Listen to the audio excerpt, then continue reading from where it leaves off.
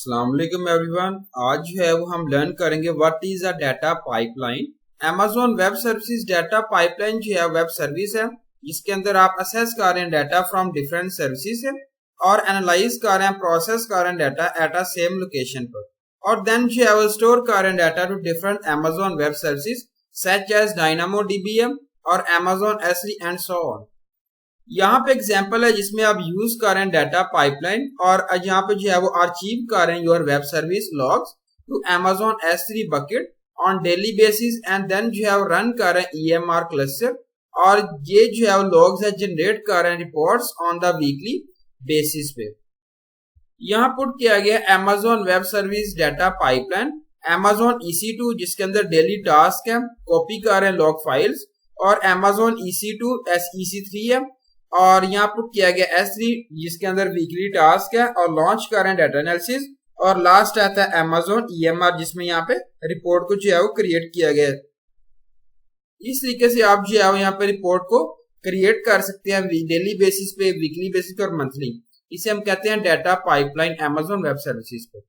यहाँ पे कंसेप्ट है Amazon web services data pipeline, यहाँ पे रिप्रेजेंट किया गया देखें, और ये जो पाइपलाइन डाटा फ्लो कर रहा है, डाटा स्टोर्स कर रहा है आईपी जिसके अंदर जो है रिप्रेजेंट किया गया RDS, और डाटा कंप्यूटर कर रहा है रिसोर्सेज को EC2, और डाटा यहाँ पे जो है S3 से रिप्रेजेंट कर डाटा स्टोर कर रहा है OP से। इस तरीके से इसको रिप्रेजेंट किया गया, कन्वर्ट किया गया।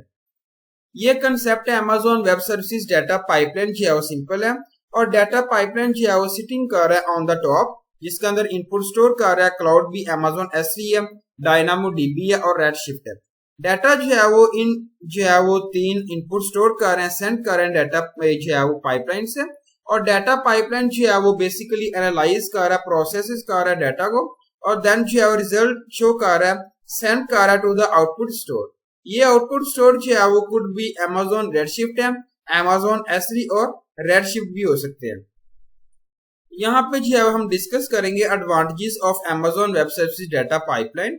यहाँ पे जो है फर्स्ट आता है इजी टू यूज है, सेकंड जो है वो डिस्ट्रीब्यूटेड है, थर्ड फ्लेक्सिबल है, फोर्थ जो है वो इनएक्सपेंसिव है, फिफ्थ जो है वो ट्रांसपेरेंट, एंड लास्ट आता है स्केलेबल। यहाँ पे हम लर्न करेंगे easy to use. Amazon web service data pipeline जो है वो सिंपल है जिसके अंदर आप क्रिएट कर रहे हैं Amazon वेब सर्विस प्रोवाइड कर रहे हैं drag and drop console. Example है you do not have to write the business logic to create a data pipeline.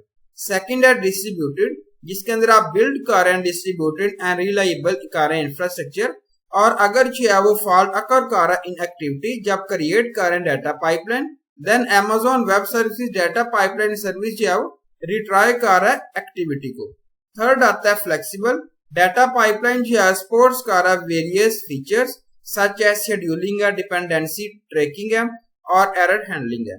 Data pipeline जो है परफॉर्म कर रहा है various actions such as run Amazon EMR jobs, execute कर रहा है SQL queries against the database और execute कर रहा है custom applications running on the EC2 instances। Fourth आता है inexpensive, Amazon web services data pipeline जो है वो वेरी inexpensive to use है और बिल्ड कर रही है एक low monthly rate, scalable by using the data pipeline जिसमें आप डिस्पैच कर रहे हैं वर्क टू वन और more many machines serially as well as parallelly। Last आती है transparent. Amazon web service transparent pipeline जो है वो ऑफर्स कर लिए full control over the computational resources such as EC2M instances और EMR reports. Thank you so much. अल्लाह हाफिज एवरीवन।